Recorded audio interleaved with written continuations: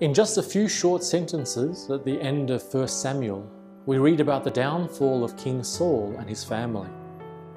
We followed Saul's story, we watched him become king, and now it's all over. Jonathan and his brothers are hunted down and killed, and Saul, broken and in despair, commits suicide.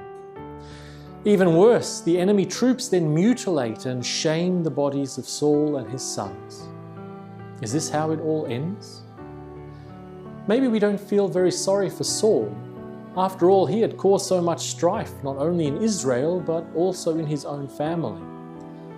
But for the good and faithful Jonathan to be killed this way too, it doesn't seem fair. But the Bible reminds us that death comes to everyone. In movies, only the bad guys die, while the good live happily ever after.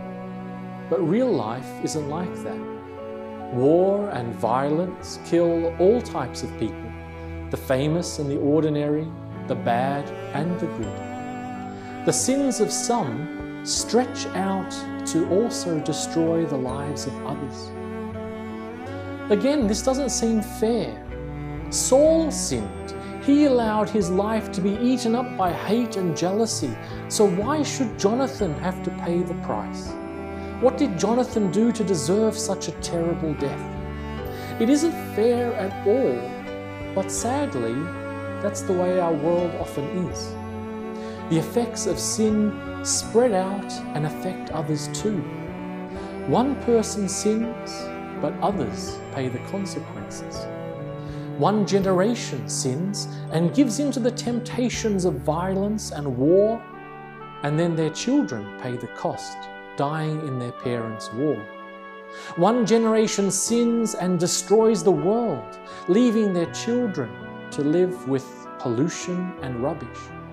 One generation sins, and in their greed they destroy the economy, leaving their children to live in debt and hopelessness. How many of our problems today have we inherited from the generation before us? In Saul's story, we learn that when we sin, we don't only destroy our own lives, we also destroy the lives of those around us. But it doesn't have to be that way. The good news is that it's not just our sins that influence others.